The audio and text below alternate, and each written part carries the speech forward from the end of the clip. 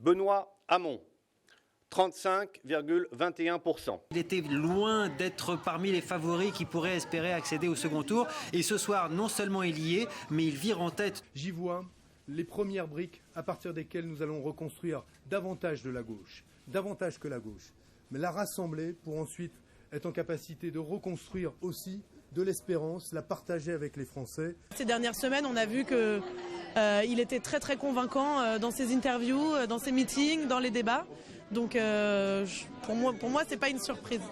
Manuel Valls, 31,56%. Le choix entre la défaite assurée et la victoire possible. Le choix entre des promesses irréalisables et infinançables. Mon choix, c'est de gagner cette élection présidentielle avec des propositions crédibles, un chef du gouvernement qui va devenir président de la République, qui sait comment gouverner, qui sait comment s'adresser au président et aux dirigeants du monde. C'est ce qu'il nous faut. Arnaud Montebourg, 18,70%. C'est l'échec cinglant pour Arnaud Montebourg qui, avec 18,7%, fait 1,5 point mieux que son score de 2011. Dimanche prochain, je voterai Benoît Hamon et vous invite à faire de même. Vincent Peillon, 6,48%. Ensemble, nous pouvons être forts.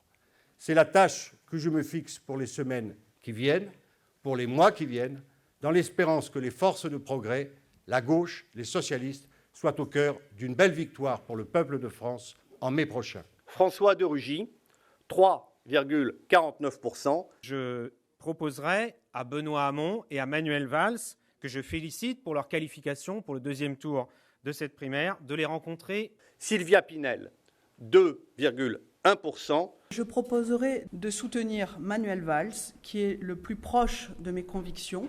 Jean-Luc Benamias, 1,6%.